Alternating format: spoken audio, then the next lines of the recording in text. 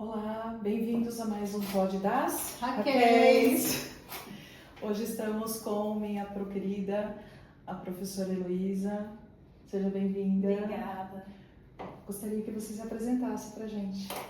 Eu sou Heloísa, sou psicóloga, sou neuropsicóloga, sou psicóloga desde 2001 pela Universidade Mackenzie e sou neuropsicóloga desde 2015. Me formei lá no CDN, que é Centro de Diagnósticos Neuropsicológicos, em São Paulo, que é filiado à Unifesp, né? Então, fiz lá fiz um aprimoramento de um ano depois e comecei. Essa é a minha atuação. Tenho uma clínica, atendo crianças em psicoterapia, atendo adultos bem poucos e faço avaliação criança, adulto, idoso. Legal. Obrigada por ter vindo. Imagina, obrigada pelo convite. Hoje eu convidei aqui para a gente conversar um pouco sobre a sua aula para mim, né? Que foi dentro da minha formação, né? Que eu estou em formação de neuropsicologia, sobre avaliação de adultos, né? Então eu queria começar perguntando quais as diferenças entre avaliar, né? TEA, que é o transtorno espectro autista, e o transtorno de déficit de atenção e hiperatividade entre adultos e crianças. Então, a diferença é que no adulto, como ele já viveu, vamos supor que um adulto queira fazer um diagnóstico de TEA ou TDAH, né? Ele já conviveu com a dificuldade a vida toda, né? Então, ele tem estratégia compensatória, ele tentou se enquadrar aí na sociedade, passar pelas dificuldades, é diferente da criança. A criança, a gente vai investigar o comportamento dela, vai investigar o comportamento em sala de aula, vai aplicar os protocolos, né? O adulto a gente vai aplicar os protocolos também, mas a gente tem que fazer uma bela de uma investigação a respeito da vida, né, da infância dele, se esses problemas começaram na infância realmente, porque pode ter um viés aí, né, da pessoa, estou esquecida, estou antissocial, será que sou autista, será que tenho TDAH? E esses dois transtornos são transtornos do neurodesenvolvimento, né, então eles começam na infância. Então, se tratando de um adulto com essa queixa, a gente tem que ter essa visão sobre a infância dele. Então, tudo que a gente tiver de informações da infância, né, mesmo pesquisar com a mãe do adulto, ver como foi essa trajetória, como foi a vida escolar dele, quais são os prejuízos que ele tem na vida, né, adulta, profissional, relacionamento. É muito diferente por conta disso. A gente aplica protocolo também, todos os protocolos, mas a gente tem que ter essa visão clínica de ver o comportamento dele na sessão e dos dados dele do dia a dia, né? Das queixas, de como ele se sente, dos relacionamentos, se tem problema com casamento, se não tem, com bebida, né? Se é uma pessoa que é desorganizada com horário, que procrastina demais. Então é diferente nesse sentido, tá? Porque a pessoa ela já viveu, se ela tem mesmo esse transtorno do neurodesenvolvimento, ela já viveu com isso a vida toda, né? Diferente da criança. Então a gente tem que ver como que ele viveu com isso, é diferente. Então são esses sinais sutis, né? Sim. Que precisam ser avaliados. Então, quando o adulto vem procurar essa avaliação, precisa também de outras pessoas para ajudar. Geralmente, sim. Tá. Principalmente com suspeita de TEA. A gente não fica só com o paciente. A gente, se ele é casado, a gente aplica protocolo na esposa, no marido. Ou se não é, a gente pergunta para alguém que convive com ele há muito tempo. Né? A gente sempre precisa de outras informações também. Nunca fica só nele. Sim. Teve algum caso curioso, assim, que você pode contar pra gente? De adulto, assim, que procurou uma avaliação e que foi marcante, assim? Eu já peguei um rapaz, acho que ele tinha uns 30 e pouco, acho que ele tinha menos de 40. E ele tinha uma suspeita ele mesmo achava que ele tinha o autismo, né? E ele aparentemente era uma pessoa, não parecia, né, que ele era. Mas a gente foi observando, né, o comportamento, ele era muito ansioso, ele tinha muita dificuldade com a alimentação, com as texturas dos alimentos, ele tinha muita ânsia com certas texturas. Ele foi contando isso no decorrer da avaliação, porque ele não se alimentava ali comigo, né, mas ele vinha contando. Ele tinha passado por uma separação e aí quando ele se viu sozinho, ele ficou muito ansioso de se ver sozinho. Era tudo muito certinho, as coisas dele, tudo muito cronometrado, né? Então, são sinais sutis, né? Mas que se a gente conhece o transtorno e vai tentar entender e tudo, a gente vê que são características, né? É uma pessoa que sempre teve dificuldade desde a infância de fazer amigos, né? Essa parte de alimentação também desde a infância. No trabalho tinha poucos amigos, né? Então, essa investigação desde o começo é muito importante. Assim como eu já peguei casos de pessoas com queixa de autismo que não era, né? Então, assim, a pessoa tinha uma dificuldade de socialização, tinha uma dificuldade de se encaixar e tudo mais, mas isso não era desde a infância, né? Era mais um quadro psiquiátrico, né, depressivo e tudo do que um autismo. Então isso é muito, como hoje em dia está muito em alta, né, o autismo, o TDAH, e a gente sabe os sintomas, né? O paciente muitas vezes já chega no consultório falando, eu tenho isso, que são os critérios. E aí você vai ver que nem sempre é, então precisa tomar cuidado para não cair nesse diagnóstico que já está muito falado, né? Então precisa ver direitinho. Por isso que a gente precisa de outras informações extra paciente para poder ver se realmente se trata de um transtorno ou não. Porque às vezes a pessoa estuda, né, e tem o discurso, mas a realidade não sustenta. E o tanto TEA quanto o TDAH obrigatoriamente se manifestam na infância. Então, uma pessoa que está esquecida, eu estou esquecida, eu estou desatenta. Eu ouço as pessoas falarem, eu sou TDAH, eu tenho TDAH, né? A pessoa pode estar passando por outras coisas, ela pode ser uma pessoa ansiosa demais, e aí ela pode ficar mais esquecida, mais desatenta, né? Pode estar com algum problema, mesmo depressivo, então fica mais esquecido, e aí fica falando que é TDAH, e muitas vezes não é. Né? Então, uma pergunta crucial que a gente tem que fazer na anamnese é, desde quando você tem essa sintomatologia? Começou agora, desde pequeno? Como você era na infância, na escola? Você tinha dificuldade? Seus pais eram muito chamados, né? Você esquecia de fazer dever, esquecia trabalho, né? Porque às vezes não é um transtorno, é outra coisa. E tem uma diferença assim de característica de personalidade para essa rigidez do transtorno? Essa rigidez ela é do transtorno, né? Já não seria uma característica de personalidade. Isso também é um viés. Então pode aparecer paciente que é rígido, né? Por personalidade, é uma pessoa mais rígida porque aprendeu assim, a mãe era assim e a pessoa se organizou dessa forma e não ser um TEA, né? Então não é tão simples assim da gente entender. Às vezes a pessoa ela pode ser rígida, por isso que o TEA ele tem os critérios diagnósticos. Então a pessoa tem que preencher os critérios para ser um TEA. Então, se o paciente só é rígido, mas é uma pessoa sociável, uma pessoa, né, que não tem todos os critérios, então a gente não pode classificar como TEA. Né? Então, tem todos esses vieses na avaliação neuropsicológica que a gente tem que tomar cuidado.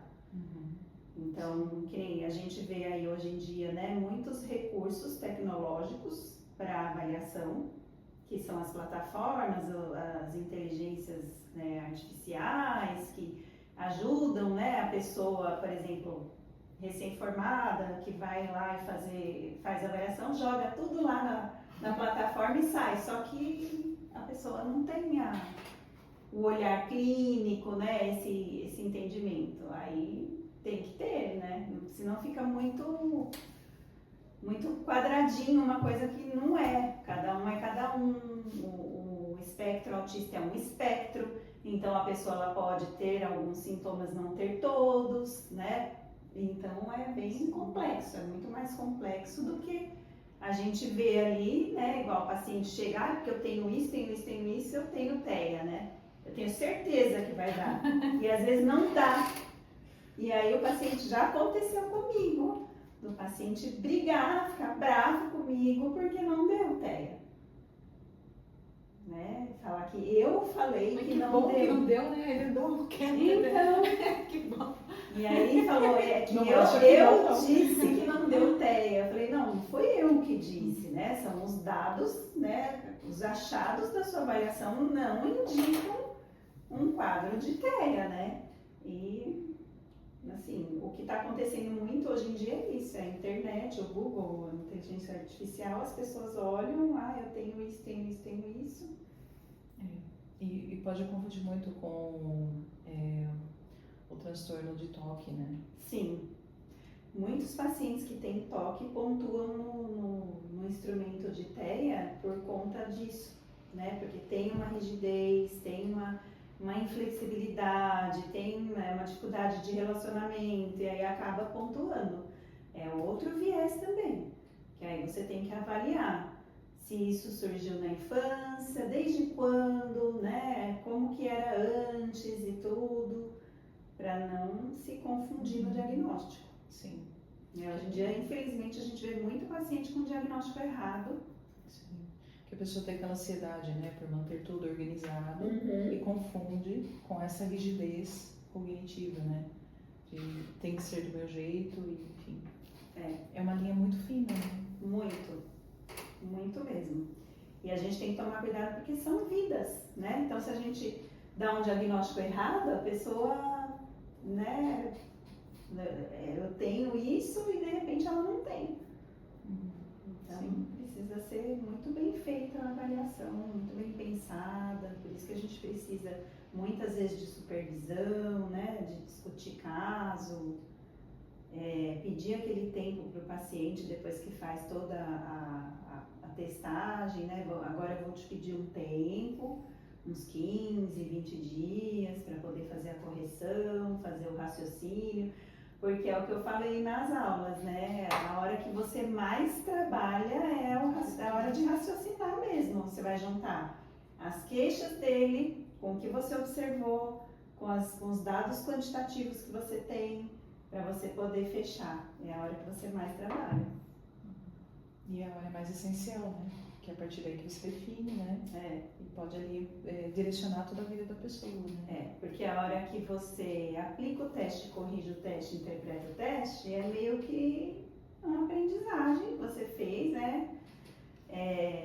Aplicar e corrigir é sempre igual, mas cada paciente é um paciente, né? Então a gente trabalha mais nos bastidores mesmo, não é ali com ele. Sim. Mas eu tô falando muito, quero participar aí, por favor. Não, mas é que eu não sei muito desse assunto. Aliás, sem nada desse assunto. Antes de continuar, eu queria uma opinião sua, assim, em particular, assim. A gente, né, ela é físio e tal, e eu também percebo muito isso no consultório. Eu vejo uma diferença, tanto em crianças, quanto principalmente em adultos, quando resolvem unir o tratamento com alguma atividade física, mínima que seja. Seja alongamento, seja natação, caminhada, qualquer atividade física, dentro de qualquer tratamento, eu vejo uma grande diferença. Você percebe isso também na sua prática? Positiva, sim. Para autocuidado, para todo olhar. Né? Sim, com certeza. A atividade física melhora muito, né? Qualquer pessoa. O corpo não foi feito para ficar parado, né? Então, quanto mais parado, principalmente o adulto, eu acho que a criança não fica parada, né? A criança pula, a criança corre, a criança escala, parada tá doente, né? anda de bicicleta, pula corda, joga bola, né? Agora eles andam ficando mais parados por causa de tela, né? Mas alivia muito, assim, o cérebro funciona muito melhor, né? Então, com certeza, unindo a atividade física, os impactos são importantes, sim. Certo. E tem diferença entre homens e mulheres nos sintomas? Sim, na mulher é muito mais sutil, né? Na mulher e na menina também. Na criança autista, menina, é muito diferente do menino, né? Então, assim, já aconteceu de pegar menina para avaliação e sem ser tanta suspeita de TEA, a família não trouxe essa preocupação, trouxe por outros motivos. E pode passar batido, né? Porque a menina TEA não necessariamente tem agitação motora, a impulsividade, a hiperatividade, pode ser uma menina mais regrada, né? Uma menina que colabora, que faz tudo o que você pede, e pode ser um TEA e muitas vezes você não vê, é muito sutil na mulher, né? Já peguei mulheres para avaliar com suspeita de TEA e assim, ser uma mulher que trabalha, né? Só que assim, era uma pessoa de poucos amigos, que relatou que tinha muitas crises de raiva na infância, que a questão começou na infância, então com coisas assim bem pontuais, interesses restritos, a questão de ficar olhando as unhas das pessoas, né? E a pessoa trouxe isso na fase adulta, que quando criança olhava muito para as mãos das pessoas, para as unhas das pessoas, prestava muita atenção nisso. E hoje não consegue fazer as unhas, porque tem muito incômodo de textura mesmo, né? De mexer, de lixar, então não consegue fazer as unhas. Então a gente vê assim, ó, se você conversar com ela num trabalho, por exemplo, você não vai perceber que ela é uma pessoa que tem autismo, né? Então é bem sutil mesmo. E nos homens fica mais evidente? Nos homens adultos, nem sempre, né? Principalmente, geralmente um adulto bem-sucedido que tem autismo é um provável nível 1, né? Então, uma pessoa que consegue conviver, trabalhar, ser bem-sucedido, uma pessoa inteligente, tudo, também é sutil no adulto, no homem. Sim. Na criança, a gente vê mais diferença, né? No menino e na menina. O menino geralmente é mais evidente do que a menina, mas no adulto os dois ficam sutis. Precisa ser muito assim, muita característica pra gente conseguir bater o olho e ver, sabe? Aí eu queria fazer uma pergunta que não tá aqui. Pode fazer. Quem procura mais, assim, ajuda? Quem procura mais por avaliação, assim? De TEA, eu acho que é homem. Homem? Eu acho que é homem. Eu jurava que era mulher. Eu já peguei homem e já peguei mulher, mas eu também já peguei mulher que não veio com a dúvida de TEA, veio com outra queixa.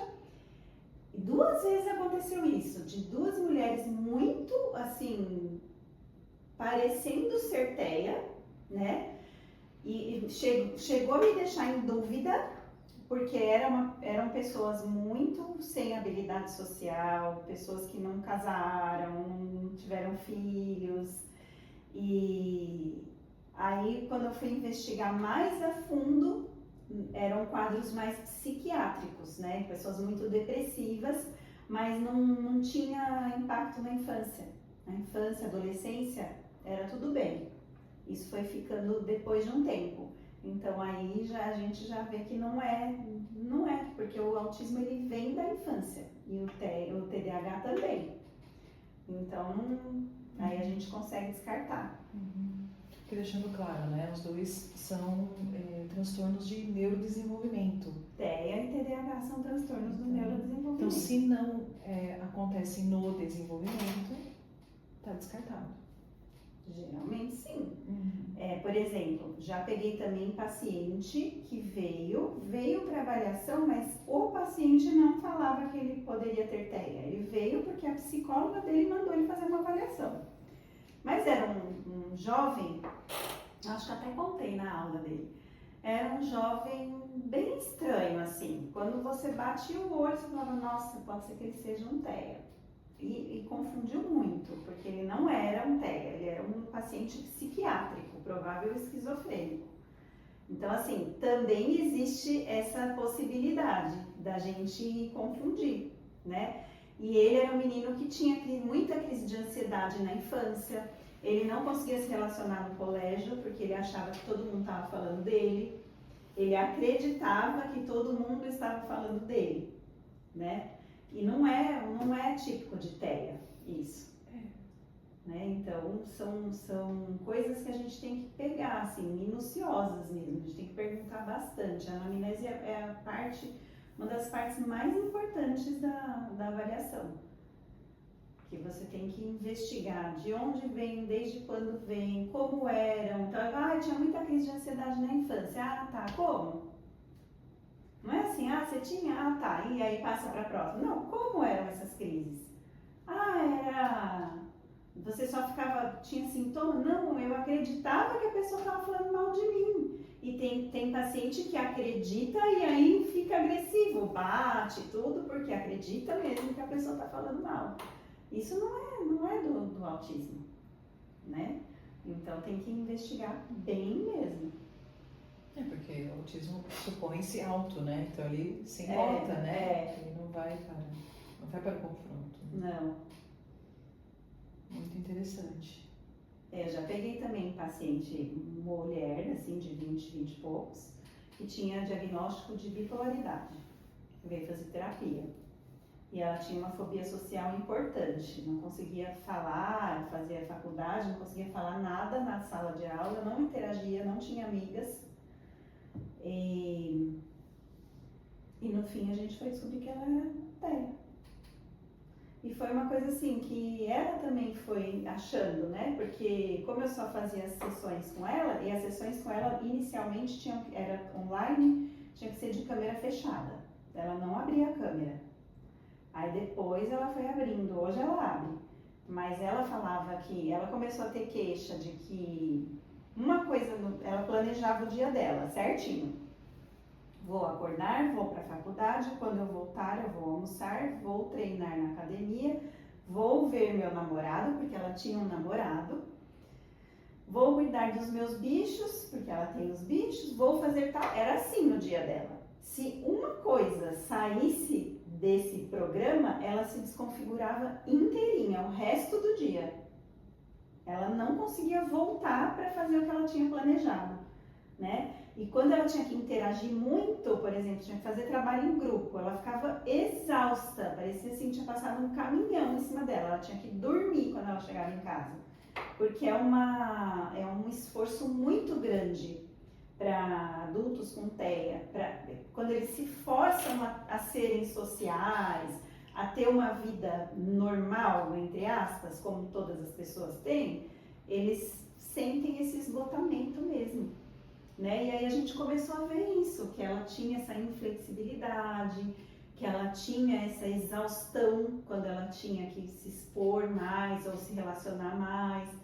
E aí a gente fez a avaliação e ela é TEA. E aí ela ficou melhor, ela ficou uma pessoa melhor, assim, depois que ela descobriu.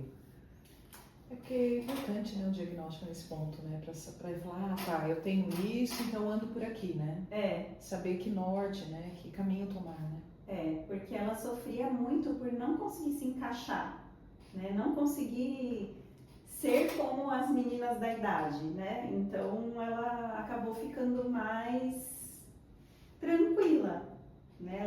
A gente trabalha para ela não se apoiar nisso. Né, para isso não virar uma muleta para ela. Sou autista, então não vou fazer, não preciso fazer. Não. Mas ela se sentiu melhor depois. Tanto que agora ela abre a câmera, ela fala muito mais na sessão. A sessão dela às vezes era até curta, porque ela não tinha repertório. Né? Agora ela traz bastante coisa, ela já se formou, ela está trabalhando, coisa que ela achava que era impossível, ela não ia conseguir trabalhar nunca, porque ela ia ter que se relacionar com as pessoas. E agora ela trabalha. Que legal. Então, eu acho que o diagnóstico muitas vezes é um diferencial na vida da pessoa, né? do que ela ficar a vida inteira tentando se encaixar e não conseguindo. É isso que eu ia perguntar agora, né? Como o diagnóstico e o tratamento ajudam, né? Ajudam nisso, né? A se encaixar e você se entender, né? Uhum. Sim. Enquanto tem muitos que querem ser e não são e ficam bravos. Aí eu vou puxar até que não tá muito aqui no nosso script, né? É um pouco, talvez ficou aquela ilusão do benefício, né? Porque o nosso governo, por um lado, eu acho que é importante, eu acho que vale falar isso, né? Tem pessoas, de fato, como você pensa, né? O TEA, o autismo nível 3, de suporte, né? Que a gente vê que não tem condições mesmo de se manter sozinhos. Então, a gente pensa, né? Um governo que pensa, vou ajudar essas famílias, né? Com essas pessoas que precisam de um benefício. Sim. Né, que a gente sabe, né? Tem casos aí que a pessoa vai precisar de um suporte talvez para a vida toda. Esse é um caso, né? Agora a gente vê que tem pessoas que estão olhando aí, né? E não estão se vendo com capacidade, mas têm capacidade, né? E talvez ficaram aí vislumbradas com essa possibilidade de vou ficar aqui com esse benefício do governo e vou viver minha vida.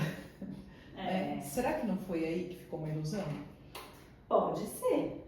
Pode ser e pode não ser, né? Não sei, tem casos que eu não consigo entender porque que a pessoa acha que ela tem que ter algum transtorno, né? Aí eu acho que já é até uma patologia mesmo, uma psicopatologia, né? Tem casos que sim, parece que a pessoa está querendo algum benefício, né? Alguma coisa.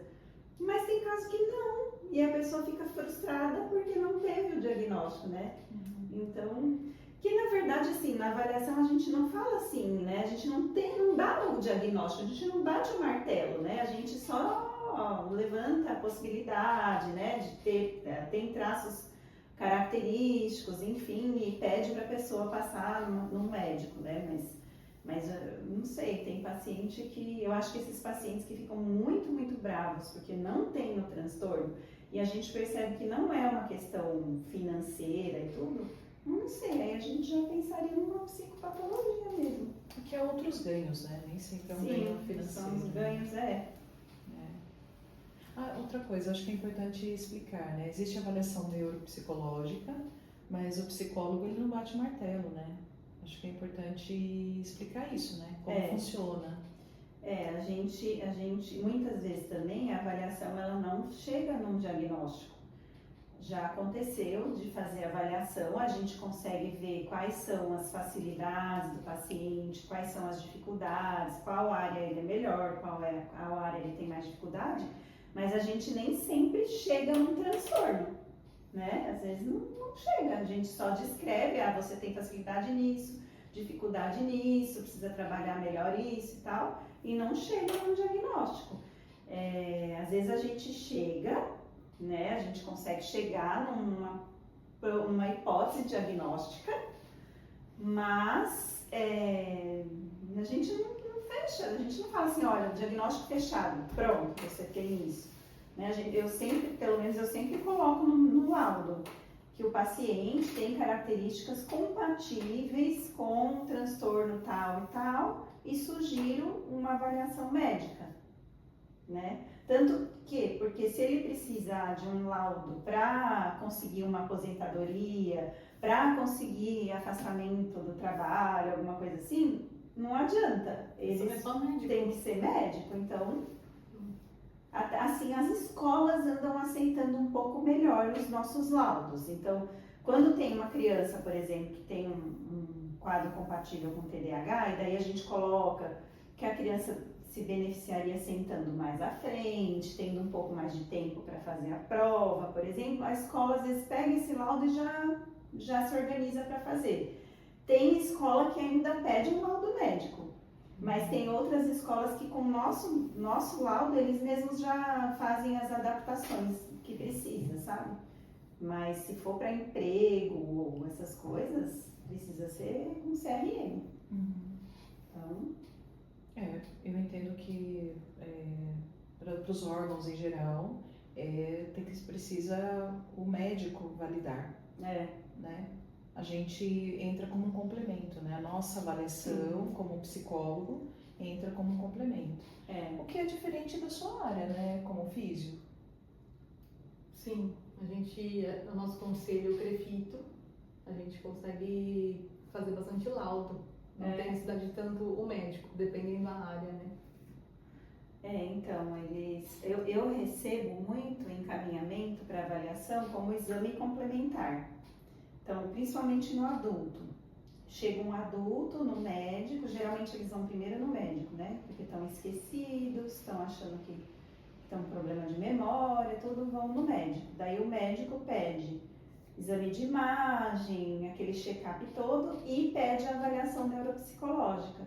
Então, o paciente só vai ter o diagnóstico depois que ele levar tudo no retorno. Tanto que tem médico que está dando 2 meses de retorno porque a avaliação demora, né? Demora um tempo. Então, eles estão dando 2 meses para a pessoa poder fazer os exames e fazer a avaliação e voltar com tudo isso. Então, tem muito médico pedindo como exame complementar. Daí eles fecham o diagnóstico olhando tudo, olhando a imagem, olhando a avaliação, olhando o quadro clínico. E a avaliação neuropsicológica. Isso, Tudo junto. tudo junto. Interessante. E por isso que assim, os pacientes estão ficando sem opção de não fazer a avaliação, né? Porque o médico fala, eu só vou fechar quando você me trouxer a avaliação no retorno. Só vou receitar algo, só vou dar continuidade no seu tratamento, somente se. Porque ele precisa de todos os exames, né? Entendi. Então, um caso de suspeita de Alzheimer também, por exemplo, idoso, suspeita de demência também. Eles pedem a ressonância, pedem os exames laboratoriais e a avaliação neuropsicológica. Ninguém consegue fazer nada sozinho, né? Isso é bom. Agora a gente fica feliz com isso, porque antigamente eu acho que eles não pediam avaliação assim. Agora os médicos pedem bastante avaliação, antes não era tanta. Bom, acho que você pode dizer mais que eu, que você atua mais na área. Eu estou na área desde 2007, mas os médicos não nos olhavam desta forma, como profissionais habilitados a falar sobre, ainda mais na área neurológica, né? Não viam a neuropsicologia com o olhar que vem hoje, ainda bem, né? Ainda bem. Eles olham hoje os testes, né, com muito mais seriedade. Sim. Né? E hoje em dia, né, principalmente os médicos mais jovens, assim, eu acho que está muito mais fácil para discutir caso com eles, né? Eles passam até o telefone mesmo, deles mesmos, para a gente poder conversar e tudo, bem mais fácil do que antes. Porque como eu formei em 2001, quando eu me formei e comecei a atuar, nossa, eu não tinha acesso a médico assim de jeito nenhum. Não tinha. Era uma muralha, né? Até na minha área também é uma muralha, a gente não conseguia contato mesmo. Eu lembro de uma paciente, assim, logo que eu comecei com autismo nível 3, da mãe muito nervosa. A própria mãe não conseguia muito conversar com o neuropediatra. E eu devo ir na consulta com ela. E mesmo assim, o médico não me deixou conversar. Que coisa. Tá diferente. Esse olhar do saber, né? Então, que bom, né? Que isso está se transformando, né? E acho que muito isso dos estudos, né? Muitas pesquisas. Sim. Isso que não pode parar. Não pode parar. Não pode parar as pesquisas, não pode parar de gerar conhecimento, né? E dentro da ética, né? De divulgar o que se descobre, né? Os resultados. Isso é muito importante. Eu acho que está bem mais fácil de trabalhar agora, né? Porque antes, quando eu formei, a psicologia era muito vista como supérfluo, né? Só quem tinha dinheiro que fazia terapia, os convênios não cobriam, né? Então era uma coisa bem assim, fora de alcance. Hoje em dia é muito mais fácil, os convênios cobrem, os médicos pedem, as escolas pedem, né? Então mudou bastante, mudou muito. Assim. Hoje a maioria dos convênios cobre a avaliação neuropsicológica, né? Cobre, só que é bem difícil. Assim, os pacientes falam que é muito difícil conseguir. Não sei se é muita espera. Ah, sim, tem lista de espera, é verdade. É muita espera. Eu tô com um menininho que apareceu para avaliação, só que a mãe tem convênio, ela quer fazer pelo convênio, né? E aí ela mora em Franco, acho que é Franco da Rocha, e mandaram ela para Santo André para fazer a avaliação. Ela falou que ela leva 2h30 com a criança para ir, 2h30 para voltar, para fazer a avaliação pelo convênio. Então é bem difícil. Tem, mas é difícil, porque também muitos profissionais não querem atender, fazer avaliação por convênio, porque o pagamento é muito baixo. Isso também é outra discussão, né? Tanto que os convênios olham também para a nossa profissão, né? O valor é muito baixo e, assim, todo esse trabalho que você tem por trás do paciente, né? Se você for ter que pegar várias para fazer avaliação, você não vai ter tempo suficiente para fazer esse estudo por trás, para fazer esse trabalho de qualidade. Você vai acabar fazendo um trabalho que não vai ter muita qualidade, né? E um pouco do que a gente estava conversando um pouquinho nos bastidores, né? Cada teste, né, tem protocolo e ele não é barato, né? Porque foi feito todo um estudo e tudo mais. Então você tem um teste que ele não é barato. Então você tem que comprar a licença, né, para você aplicar.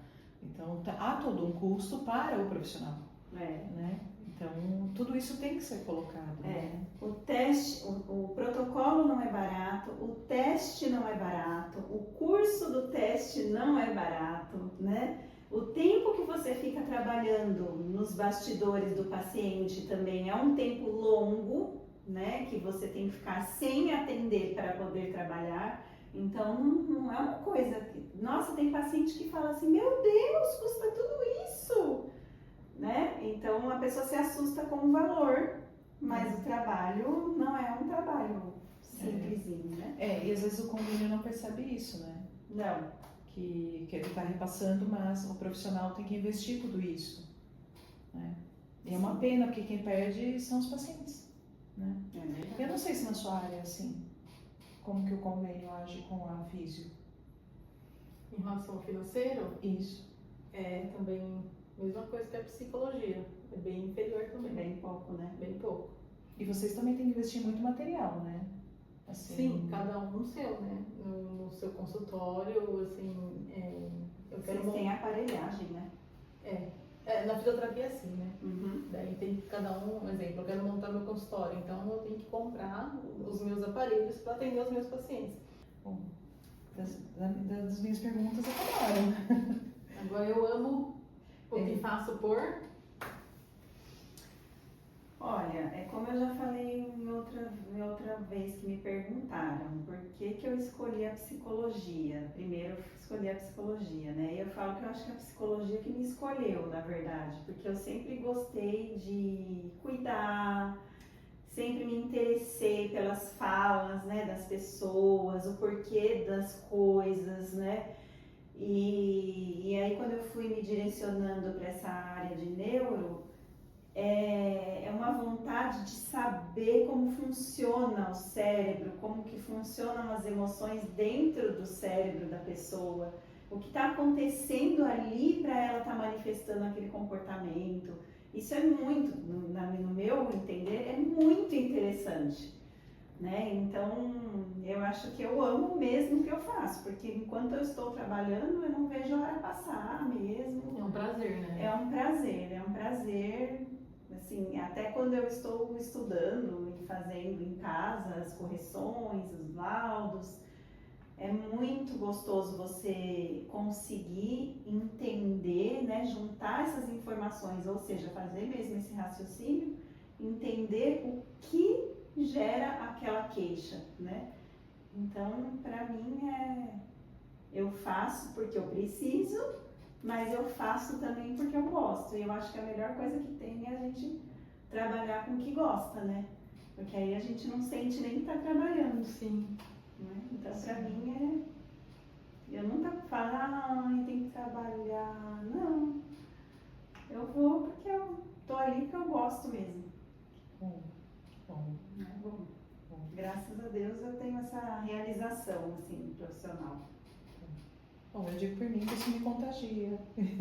Isso aqui, né? Esse convívio me contagiou. E outra coisa que eu gosto muito é de ensinar também as pessoas, né? Então, dar aula, da supervisão, pôr a pessoa ali que está querendo aprender, pôr a mão dela na massa, sabe? Vamos fazer, vamos praticar, né? Eu gosto mais de fazer isso do que dar aula teórica, porque a aula teórica você põe lá a apresentação, fala, uns vão captar, outros não vão.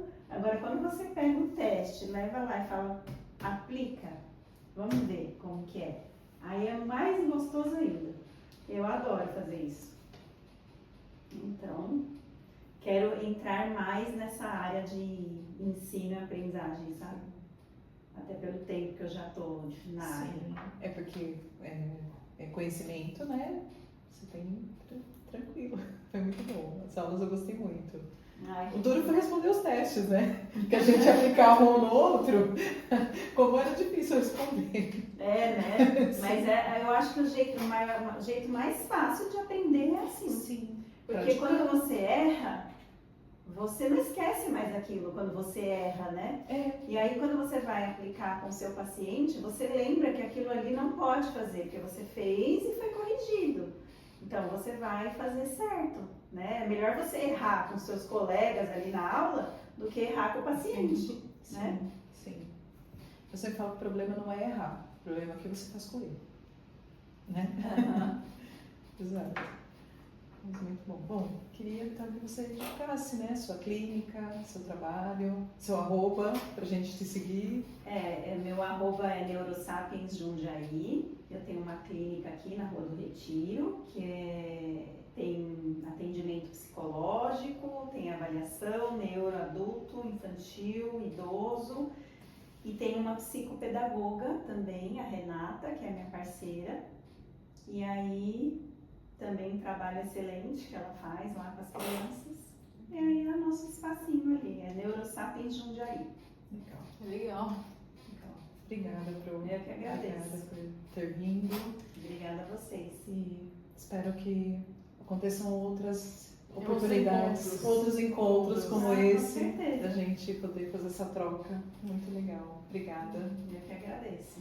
Muito bem. Bom, gente, obrigada. Obrigada. Espero que tenha ajudado, né? Colaborado um pouco mais aí com mais conhecimento. E esse foi o Pod das Raquéis. Raquéis. Bonitinho, né?